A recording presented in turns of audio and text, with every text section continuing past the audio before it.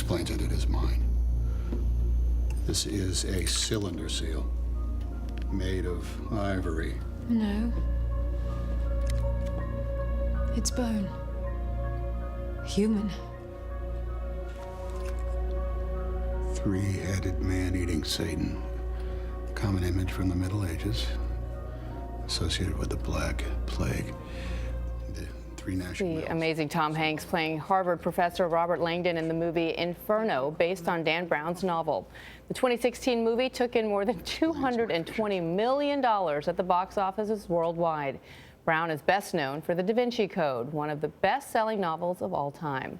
His books have sold more than 200 million copies around the world. His latest, called Origin, features the return of symbologist Robert Langdon. This time, he's trying to unlock a discovery that will help answer two fundamental questions of human existence. Where do we come from, and where are we going? Origin has been on the bestseller list for nearly 2 months. It hit #1 as soon as it went on sale. Dan Brown is with us. Good morning. Good morning. This is great. Origin, the fifth novel, right, in this It is. Robert Langdon series, and it focuses on this question we talked about, but how God will survive science. Why did you choose that topic? You know, I grew up in a very religious household. My mom was a church organist. I was a religious kid, and my dad was a mathematics teacher, wrote a lot of math textbooks, and so I lived in these two worlds of science and religion. So this is a kind of a recurring theme in all of these books of science and religion, God and technology, and it's kind of a personal journey to try to reconcile the two against each other. Well, my husband was a theology major, but now a restaurateur, but he loves this book, and one of the things, too, you talk about is artificial intelligence and where that takes us. Yeah. You delve in, it's not only just a great thriller, you really kind of challenge the mind on these issues. It is artificial intelligence. I love all technology, but Yeah. AI is something that fascinates me deeply, mainly because scientists are, they can't agree on whether it's going to save us or kill us.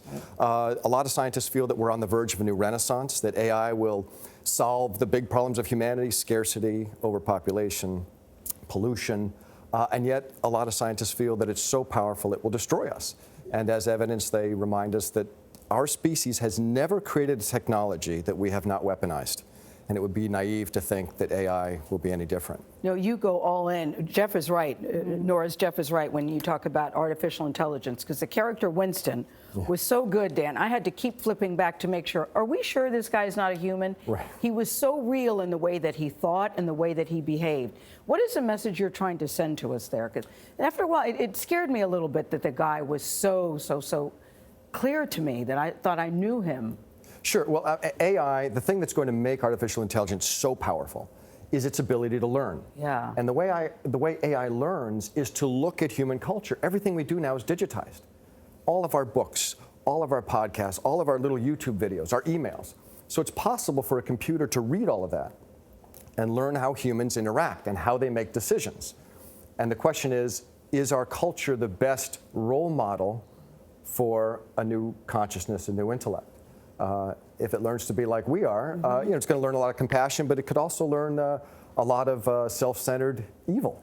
Throughout all of your books, location has almost become another character. They take place throughout Europe, this one in particular in Spain. What goes into your location choice and your research, and what does it add to your book? Yeah, well, I mean, first of all, I'm not going to lie, the most fun of writing these books is saying, where am I going to write? Let me go there. Right. I spent a couple years researching Origin, and really, the opening scene takes place at the Guggenheim in Bilbao, this spectacular museum. And these are places that excite me personally, and makes it very easy to excite a reader about it if I'm enthusiastic. And the funny thing about the Guggenheim is that Langdon is an art specialist he's a classicist. He knows about Renaissance art. I decided I want to throw him into the world of modern art, mainly because I didn't know a lot about modern art, and I was curious to learn. I had these just hilarious experiences of trying to appreciate, you know, a wheelbarrow filled with Jell-O. Yeah. And say, okay, so this is art, why is it art?